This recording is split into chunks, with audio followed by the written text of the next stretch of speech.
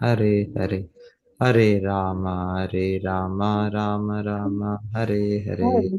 ಹರೇ. ಹ, ಅಲ್ಲಿ ಅಲ್ಲಿ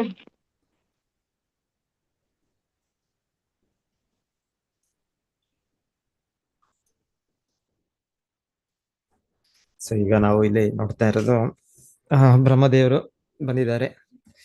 ಈ ಈ ಪೈಪೋಟಿ ಏನ್ ನಡೀತಾ ಇದೆ ಪೃಥು ಮಹಾರಾಜರು ಮತ್ತೆ ಇಂದ್ರನು. ಸೊ ಇದು ಸಾಮಾನ್ಯವಾಗಿ ಇದು ಆಗೋ ಹಾಗೆ ಇಲ್ಲ ಇದು. ಯಾಕಂದ್ರೆ ಇಂದ್ರನು ಕೂಡ ಒಬ್ಬ ದೇವತೆ, ಮತ್ತೆ ಪೃಥು ಮಹಾರಾಜ ಕೂಡ ಒಬ್ಬ ಶುದ್ಧ ಭಕ್ತರು. ಸೊ ಆದರೆ ಆಗ್ತಾ ಇದೆ ಈಗ ಈ ತರ ಪೈಪೋಟಿ ಆಗ್ತಾ ಇದೆ ಪ್ರತಿಯೊಂದು ಸಲನೂ.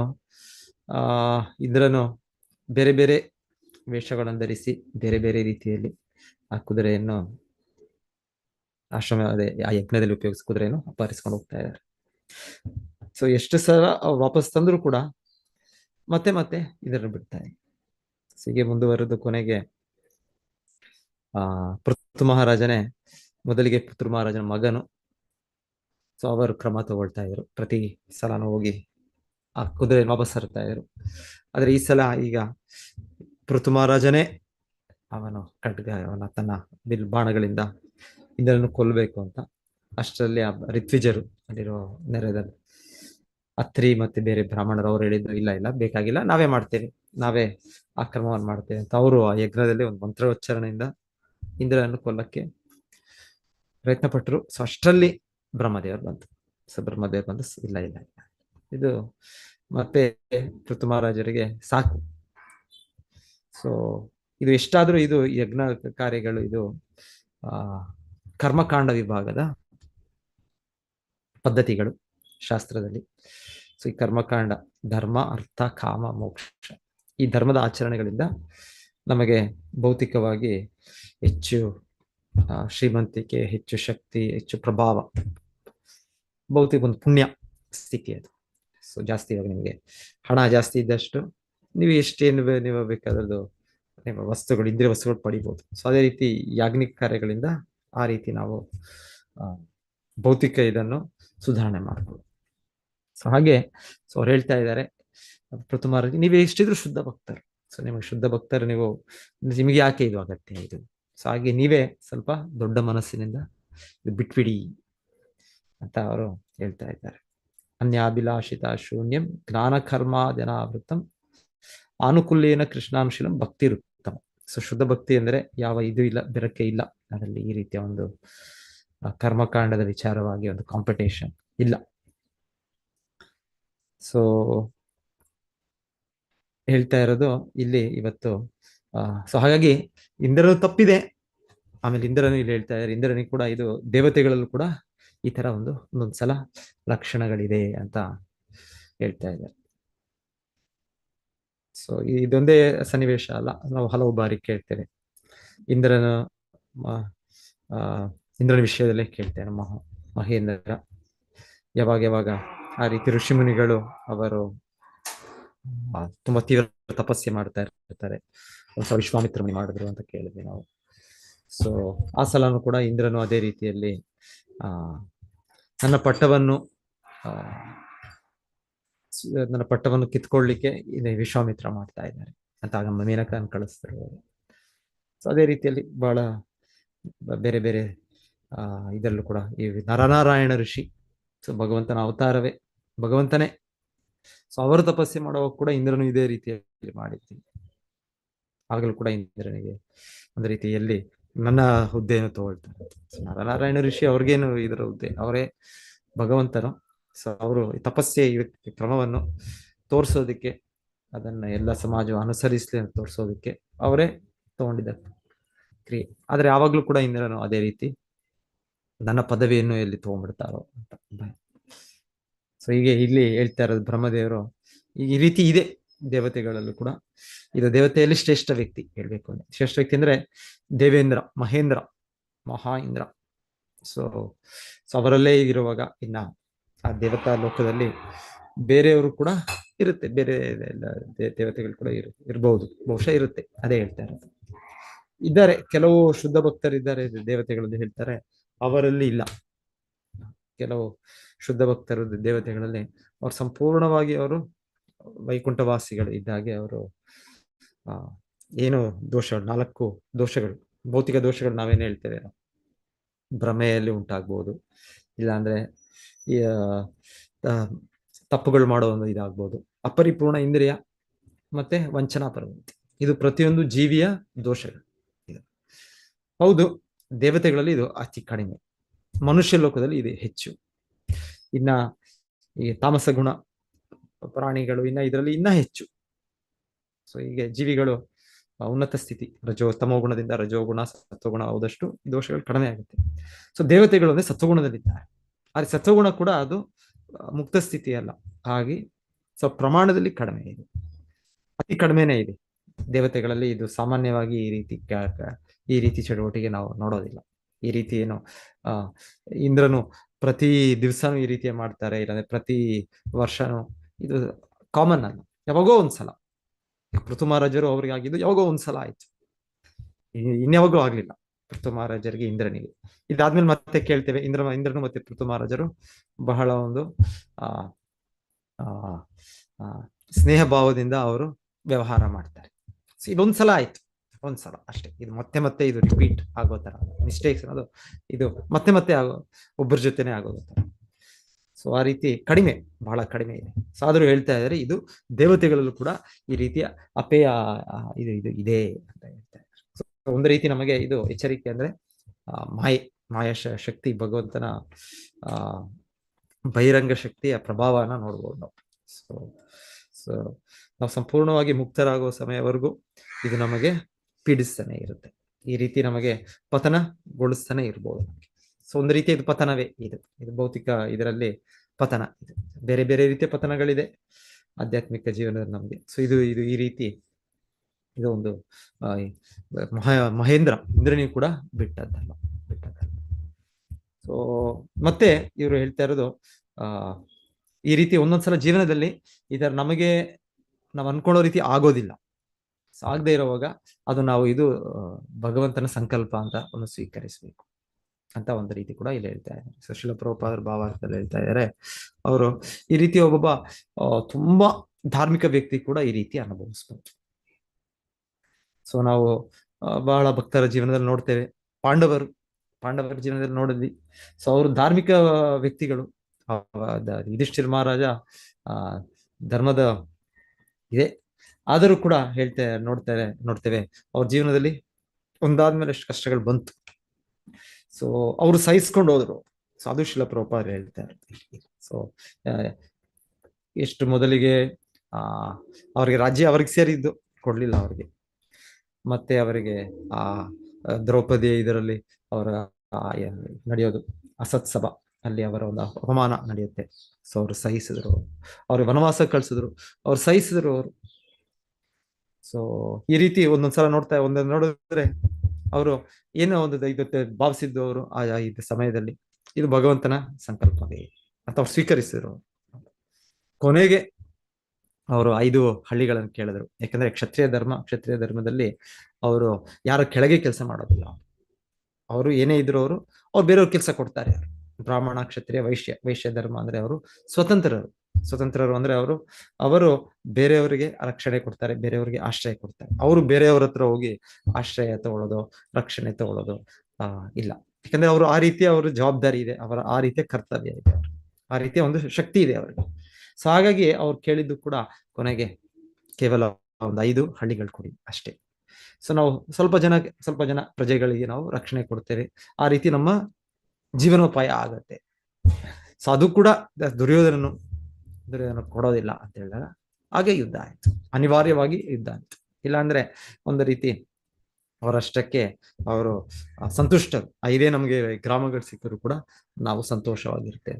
ನಾವೇನು ಹೆಚ್ಚು ನಮಗೆ ಇಷ್ಟು ದೊಡ್ಡ ರಾಜ್ಯ ಬೇಕು, ಇಷ್ಟು ದೊಡ್ಡ ದೇಶ ಬೇಕು, ದೊಡ್ಡ ಇದು ಬೇಕು, ಹಾಗಿಲ್ಲ. ಸೊ ಹಾಗೆ ಅವರು ಅವರ ಬಗ್ಗೆ ಇಲ್ಲಿ ಹೇಳ್ತಾ ಇರೋದು, ಈ ತರ ಧಾರ್ಮಿಕ ವ್ಯಕ್ತಿಗಳು ಅವರು ಈ ತರ ಬಂದ್ರೆ ಅವರು ಅದನ್ನು ದೈವ ಸಂಕಲ್ಪ ಅನ್ಕೊಂಡು ಬಿಟ್ಬಿಡ್ತಾರೆ. ಸೊ ಬರುತ್ತೆ ಜೀವನ ಅಂದ್ಮೇಲೆ ಅದಕ್ಕೆ ಇದು ಬರುತ್ತೆ. ಆದ್ರೆ ಇಲ್ಲಿ ಹೇಳ್ತಾ ಇರೋದು ಅದನ್ನ ಎದುರಿಸಿದಷ್ಟು ನಾವು ಅದಕ್ಕೆ ಪರಿಹಾರ ಮಾಡಿದಷ್ಟು ಇನ್ನ ಆತಂಕಕ್ಕೆ ಹೋಗ್ತೇವೆ, ಇನ್ನ ಗಾಢ ಇದಕ್ಕೆ ಹೋಗ್ತೇವೆ. ಸೊ ಸೊ ಪ್ರಯತ್ನ ಪಡ್ಬೇಕಿಲ್ಲ ಅಂತಲ್ಲ, ಆದರೆ ಅದಕ್ಕೆ ಅದನ್ನು ಆದರೂ ಇನ್ನ ಅದು ಹೆಚ್ಚು ಹೆಚ್ಚು ಅದರ ಒಂದು ಇದು ಬರ್ತಾ ಇದ್ರೆ ಅದನ್ನ ನಾವು ಅಲ್ಲಿಗೆ ಬಿಟ್ಬಿಡ್ಬೇಕು. ಅದನ್ನ ನಾವು ಇಲ್ಲಿ ಹೇಳ್ತಾ ಇರೋ ಇಲ್ಲಿ ದೈವ ಸಂಕಲ್ಪ ಅಂತ ಹೇಳ್ಬೇಕು, ಇಲ್ಲಾಂದ್ರೆ ಸಹನೆ ನಾವು ಸಹಿಸ್ಕೊಳ್ಬೇಕು. ಅದು ನಮಗೆ ಪರೀಕ್ಷೆ ಅಂತ ಇರ್ಬೋದು. ಸೊ ಆ ರೀತಿ ನಾವು ಮಾಡಬೇಕು ಅಂತ ಇಲ್ಲಿ ಹೇಳ್ತಾ ಇದ್ದಾರೆ. ಸೊ ಶಿಲ ಪ್ರಭುಪಾದರು ಆಚಾರ್ಯರು ಹೇಳ್ಬೇಕು ಅಂದ್ರೆ ಒಂದು ರೀತಿಯಲ್ಲಿ ಒಂದೊಂದ್ಸಲ ಅವರ ಜೀವನದಲ್ಲೂ ನೋಡಿದ್ರೆ, ಅವರ ಜೀವನ ಚರಿತ್ರೆ ನಾವು ಕೇಳಿದಾಗ ಈ ತರ ಇದಾಗತ್ತೆ. ಒಂದ್ ಸಮಯದಲ್ಲಿ ಅವ್ರ ಬಿಸ್ನೆಸ್ ವ್ಯಾಪಾರ ಬಹಳ ಚೆನ್ನಾಗಿ ನಡೀತಾ ಇರುತ್ತೆ, ಎಷ್ಟು ಮಟ್ಟಿಗೆ ನಡೀತಾ ಇರುತ್ತೆ. ಶಿಲ ಪ್ರಭುಪಾದರು ಚತುರತೆ ಇದೆ, ಆಚಾರ್ಯರು ಮನಸ್ಸು ಅಷ್ಟು ಸ್ಥಿರತೆ ಇದೆ, ಮತ್ತೆ ಏನು ಕಾರ್ಯ ಕೂಡ ಅಷ್ಟು ಅವರ ದಕ್ಷ ಆತರ ಇರುತ್ತೆ. ಶುದ್ಧ ಭಕ್ತರಿಗೆ ಆತರ ಒಂದು ಲಕ್ಷಣ. ಸೊ ಶಿಲ ಪ್ರಭುಪಾದರು ಅದರ ವ್ಯಾಪಾರದಲ್ಲಿ ಕೂಡ ಆತರ ಇದ್ರು. ಸೊ ಆದರೆ ಕಾಲ ಸಮಯದಲ್ಲಿ ಏನೋ ಒಂದು ಇದ ಕಾರಣಗಳು, ಯಾರೋ ಅವರ ಇದರಲ್ಲೇ ಕೆಲಸ ಮಾಡೋರು ಯಾರೋ ಒಬ್ಬರು ಸ್ವಲ್ಪ ಅವ್ರಿಗೆ ಮೋಸ ಮಾಡಿದ್ದು, ಇನ್ನೊಂದು ಇದೆಲ್ಲ ಆಗುತ್ತೆ. ಬಿಸ್ನೆಸ್ ವ್ಯಾಪಾರ ಅಂದ್ಮೇಲೆ ಇದೆಲ್ಲ ಇರುತ್ತೆ. ಸೊ ಈ ರೀತಿಯಾಗಿ ಒಂದು ರೀತಿ ಅದು ಕೊಲ್ಯಾಪ್ಸ್ ಆಯ್ತು. ಸೊ ಈ ರೀತಿ ಆದ್ರೆ ಆಚಾರ್ಯರು ಆಧ್ಯಾತ್ಮಿಕವಾಗಿ ಅವರು ಅದನ್ನ ಇದು ತಗೊಳ್ಳಿಲ್ಲ. ಆಧ್ಯಾತ್ಮಿಕವಾಗಿ ಅವರು ಅವ್ರ ಗುರುವಿನ ಆದೇಶವನ್ನು ಮುಂದಿಟ್ಟು ಅವರು ಹೋದ್ರು. ಭೌತಿಕವಾಗಿ ಆಗುತ್ತೆ, ಭೌತಿಕವಾಗಿ ಮೇಲೆ ಕೆಳಗೆ ಇರುತ್ತೆ, ಭೌತಿಕ ಪ್ರಪಂಚ ಮೇಲೆ ಕೆಳಗೆ ಏರುಪೇರು ಇರುತ್ತೆ. ಸೊ ಆದರೆ ಆಧ್ಯಾತ್ಮಿಕವಾಗಿ ಅವರು ತನ್ನ ಗುರು ಆಜ್ಞೆಯನ್ನು ಮುಂದುವರಿಸಿಕೊಂಡು ಹೋದ್ರು. ಸಾಗಲು ಪ್ರಚಾರ ಮಾಡುವಾಗ್ಲು ಶಿಲ ಪ್ರಭುಪಾದರು ಮತ್ತೆ ಸಂಸ್ಥೆ ಸ್ಥಾಪನೆ ಮಾಡುವಾಗ್ಲು ಒಂದು ಕೆಲವು ಸಮಯದಲ್ಲಿ ನಾವು ಕೇಳ್ತೇವೆ, ಮುಂಬೈಯಲ್ಲಿ ಅವರು ಕೇಂದ್ರ ಸ್ಥಾಪನೆ ಮಾಡುವಾಗ ಅಲ್ಲಿ ಬಹಳ ಅಡಚಣೆಗಳು ಬಂತಲ್ಲಿ. ಎಲ್ಲೋ ಒಂದು ಅವರು ಅಡ್ವಾನ್ಸ್ ಕೊಟ್ಟಿದ್ದಾರೆ ಜೂ ಮಂದಿರ, ಅಲ್ಲಿ ಇಸ್ಕಾನ್ ಜೂ ಮಂದಿರ ನಿರ್ಮಾಣ ಮಾಡೋ ಮುಂಚೆ. ಆದ್ರೆ ಅವರು ಅಡ್ವಾನ್ಸ್ ತಗೊಂಡವರು ಅವರು ಇಲ್ಲ ನಾವು ಈ ಇಷ್ಟು ಸಮಯದಲ್ಲಿ ನೀವು ಮಾಡ್ಲಿಲ್ಲ. ಚಿಕ್ಕ ಕಾರಣ ಇತ್ತು ಆಕ್ಚುಲಿ. ಅಂದ್ರೆ ಸರಿಯಾಗಿ ಅಲ್ಲಿ ಪ್ರಭುಪಾದ ಶಿಷ್ಯರು ಅದು ಪೇಪರ್ಸ್ ಅದೇನು ಪ್ರತಿಯೊಂದು ಕೂಡ ಸಹಿಗಳಿಂದ ಮಾಡಿಸ್ಬೇಕು. ಒಂದು ಅಡ್ವಾನ್ಸ್ ಕೊಡ್ತೇವೆ, ಪತ್ರಗಳಿರ್ಬೇಕು ಅದಕ್ಕೆ ಸರಿಯಾಗಿ. ಅದನ್ನ ಸ್ವಲ್ಪ ಆಚೆ ಆಗಿರುತ್ತೆ ಆ ಪತ್ರಗಳು. ಅವ್ರು ಮಾಡಿನೂ ಕೂಡ ಶಿಷ್ಯರೇನೋ ಅದನ್ನ ಕ್ಯಾನ್ಸಲ್ ಮಾಡ್ಬಿಟ್ಟಿರ್ತಾರೆ ಆಗ್ರಿಮೆಂಟ್. ಆತರ ಏನೋ ಒಂದು ಅದು ಸರಿಯಾಗಿ ಅವ್ರಿಗೆ ಅಷ್ಟು ಅನುಭವ ಇಲ್ಲದೆ ಶಿಲ ಪ್ರಭುಪಾದರು ಕೂಡ ಪ್ರಚಾರದಲ್ಲಿ ಅವರು ಹೊರ ದೇಶಕ್ಕೆ ಹೋಗಿರುವಾಗ ಆ ತರದ ಮೇಲೆ ಅವ್ರ ಶಿಷ್ಯರು ಸ್ವಲ್ಪ ಆಚೆ ಮಾಡಿರೋ ಅಗ್ರಿಮೆಂಟ್ ನ ಅವರು ಕ್ಯಾನ್ಸಲ್ ಮಾಡಿ ಆತರ ಏನೋ ಆಗಿದೆ. ಸೊ ಹಾಗೆ ಅದನ್ನ ಅಡ್ವಾಂಟೇಜ್ ತಗೊಂಡು ಇವರನ್ನು ಫೋರ್ಸ್ ಆಗಿ ಒತ್ತಾಯದಿಂದ ಅಲ್ಲಿಂದ ಕಳ್ಸೋಯ್ತು. ಸೊ ಇದೆಲ್ಲ ಆಗುತ್ತೆ. ಸೊ ಶಿಲ ಪ್ರಭುಪಾದರು ಇದೆಲ್ಲ ನೋಡ್ತಾರೆ, ಕೇಳ್ತಾರೆ. ಸೊ ಆದರೆ ಆಚಾರ್ಯರು ಇಲ್ಲ, ಅದು ಹೋರಾಟಕ ಮಾಡ್ತಾರೆ. ಅವ್ರ ಜೀವನದಲ್ಲಿ ಅಷ್ಟರಲ್ಲಿ ಪ್ರಭುಪಾದರು ಹೋರಾಟ ಮಾಡ್ಲಿಲ್ಲ ಆ ರೀತಿ. ಅವ್ರ ದೊಡ್ಡ ವ್ಯಾಪಾರಗಳು ಆತರ ಎಲ್ಲ ಇದಾದ್ರೂ ಕೂಡ ಅದು ದೇವರ ಸಂಕಲ್ಪ ಅಂತ ಪ್ರಭುಪಾದರು ಬಿಟ್ಬಿಟ್ರು. ಆದ್ರೆ ಈ ಸನ್ನಿವೇಶದಲ್ಲಿ ಆಚಾರ್ಯರು ಒಂದು ರೀತಿ ಇದು ಭಗವಂತನು ಅಲ್ಲಿ ಆಲ್ರೆಡಿ ಇದಕ್ಕೆ ಆ ಸ್ಥಳಕ್ಕೆ ಬಂದಿದ್ದಾನೆ, ಅವನ ಇನ್ನೇನು ದೇವಸ್ಥಾನ ಅವನಿಗೋಸ್ಕರ ಕಟ್ಟಬೇಕು.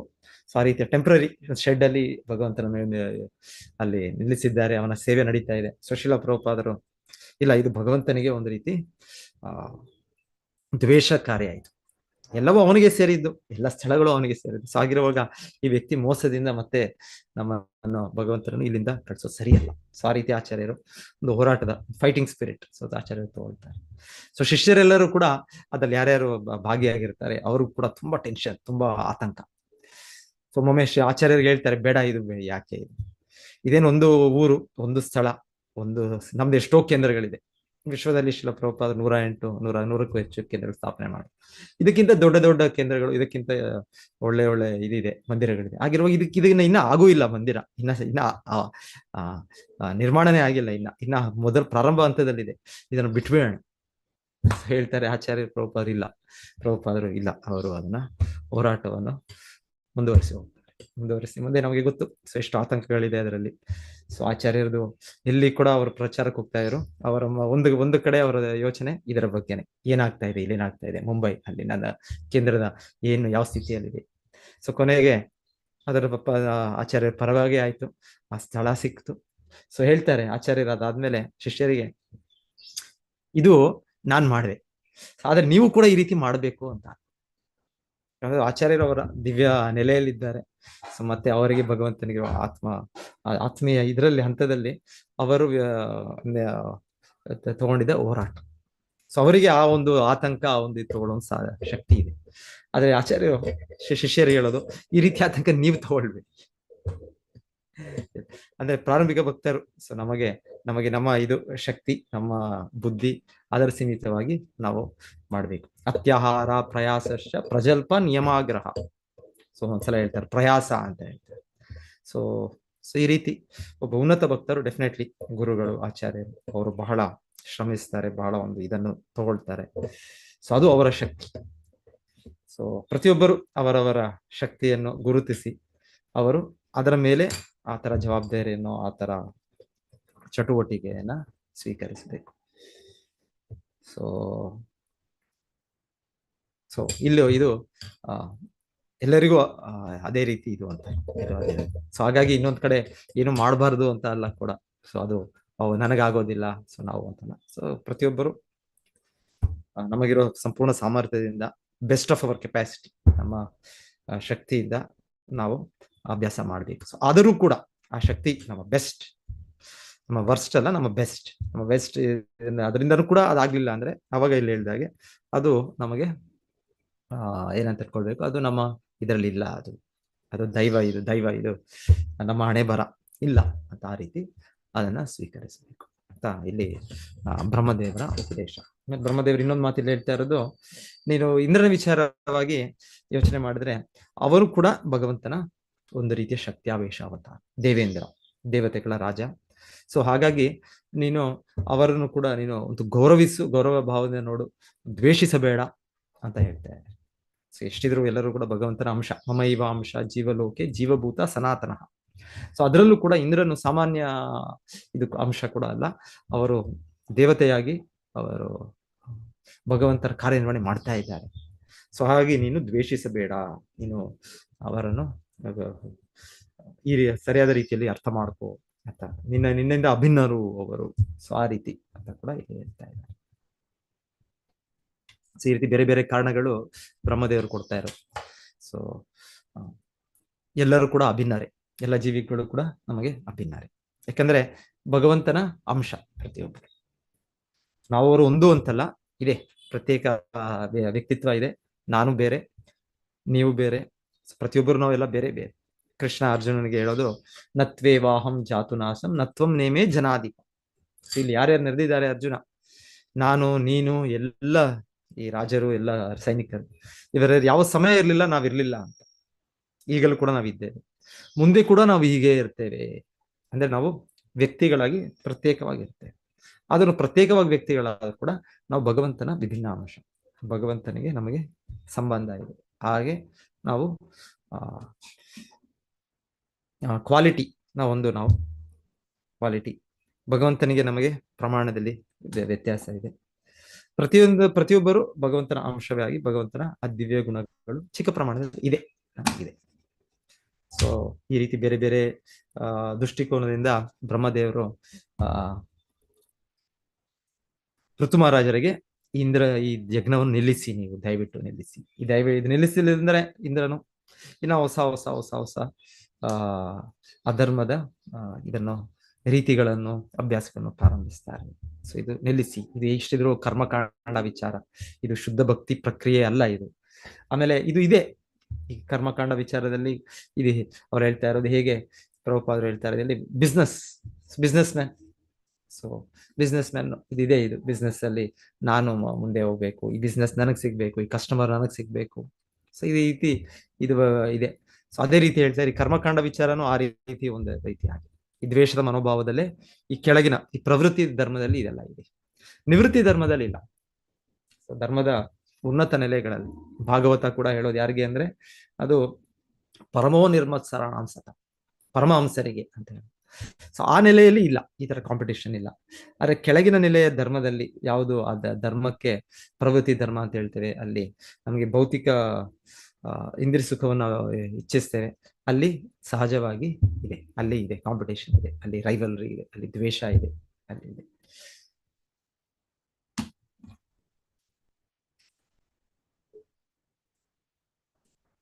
ಓಕೆ, ಯಾರಾದ್ರೂ ಏನಾದ್ರು ಹೇಳ್ತೀರಾ, ಏನೋ ಸೇರಿಸ್ತೀರಾ, ಹೇಳ್ಬೋದು.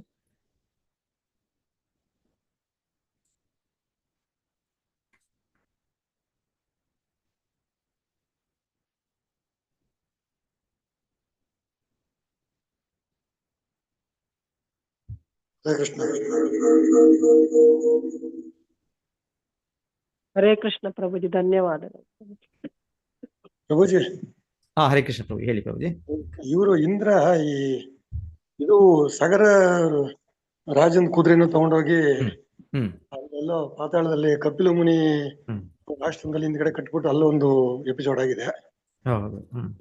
ಇನ್ನೊಂದು ಏನು ಅಂತಂದ್ರೆ, ಭಗವದ್ಗೀತೆಯಲ್ಲಿ ಭಗವಂತ ವಿಭೂತಿ ಯೋಗದಲ್ಲಿ ಹ್ಮ್ ದೇವಾನಾಮಸ್ಮಿ ವಾಸವಃ ಅಂತೇಳಿ ಒಂದು, ಅಲ್ಲಿ ಇಂದ್ರಿಯಾಣ ಮನಶ್ಚಾಸ್ಮಿ ದೇವಾನಾಮಸ್ಮಿ ವಾಸವಃ, ಹ್ಮ್ ಅಲ್ಲಿ ವಾಸವ ಅಂತಂದ್ರೆ ಇಂದ್ರ ಅಂತ ಹೇಳಿ, ಅಂದ್ರೆ ಹ್ಮ್ ಇಂದ್ರನ ಶಕ್ತಿ ಅಥವಾ ಇಂದ್ರನ ಸತ್ವಗುಣಗಳೇನಿದೆ ಅವೆಲ್ಲ ಭಗವಂತನ ವಿಭೂತಿ.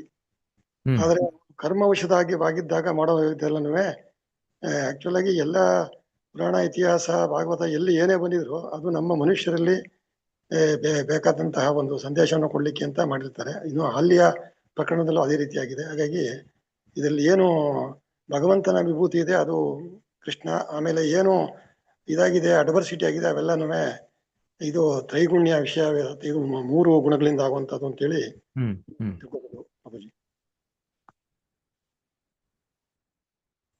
ಧನ್ಯವಾದಗಳು ಪ್ರಭು. ಸೊ ಇದು 3 ವಿಷಯ, 3 ವೇದ, 3 ಗುಣಗಳು, ತ್ರೈಗುಣ್ಯ ವಿಷಯ ವೇದ. ಸೊ ಅದ್ರಲ್ಲಿ ಆಗೋದು ಭೌತಿಕದ್ದು. ಆಮೇಲೆ ಇಲ್ಲಿ ಇನ್ನೊಂದು ವಿಷಯ ನಾವು ಗುರುತಿಸೋದು, ಉನ್ನತ ವ್ಯಕ್ತಿ ಬ್ರಹ್ಮದೇವರು ಇದನ್ನ ಪರಿಹಾರ ಮಾಡ್ತಾ ಇದ್ದಾರೆ. ಇರ್ಬೋದು, ವ್ಯತ್ಯಾಸ ಇರ್ಬೋದು ಇಂದ್ರನಿಗೆ ಮತ್ತೆ ಪೃಥು ಮಹಾರಾಜರಿಗೆ, ಆದ್ರೆ ಉನ್ನತ ವ್ಯಕ್ತಿ. ಸೊ ಅವ್ರು ಒಂದು ಹೇಳಿರೋದ್ರಿಂದ ಅಲ್ಲಿ ಪರಿಹಾರ ಅಲ್ಲಿ. ಸೊ ಅವರ ಇದು ಮಾತು. ಸೊ ಪೃಥು ಮಹಾರಾಜರು ಅದನ್ನು ಸ್ವೀಕರಿಸ್ತಾರೆ. ನೆಕ್ಸ್ಟ್ ಮುಂದೆ ಕೇಳ್ತೇವೆ, ಬಹಳ ಅತಿ ಆನಂದದಿಂದ ಸ್ವೀಕರಿಸ್ತಾರೆ ಇನ್ನ ಪೃಥು ಮಹಾರಾಜರು. ಮತ್ತೆ ಅದ್ರ ಜೊತೆ ಪ್ರೇಮ ಒಕ್ಕೂಟ, ಮೈತ್ರಿ ಒಕ್ಕೂಟ ಮಾಡ್ಕೊಳ್ತಾರೆ ಇಂದ್ರನ ಜೊತೆ. ಸೊ ಇದು ಒಂದು ಇಲ್ಲಿ ಗುರುತಿಸಬೇಕಾದ ಇದು ಬ್ರಹ್ಮದೇವರು, ಉನ್ನತ ವ್ಯಕ್ತಿ. ಸೊ ಅವರ ಒಂದ್ಸಲ ಹೇಳ್ತಾರಲ್ಲ ಶಿಲ ಪ್ರಭುಪಾದ, ಬ್ರಹ್ಮದೇವರ ಇದು ಹೇಗೆ ಅಂದ್ರೆ ಸುಪ್ರೀಂ ಕೋರ್ಟ್. ಎಲ್ಲ ಕೋರ್ಟ್ಗಳಿದೆ, ಕಚೇರಿಗಳಿದೆ, ಚಿಕ್ಕ ಚಿಕ್ಕ ಕೋರ್ಟ್. ಅದೇ ಬ್ರಹ್ಮದೇವರು ಈ ಜಗತ್ತಿನಲ್ಲಿ ಸುಪ್ರೀಂ ಕೋರ್ಟ್.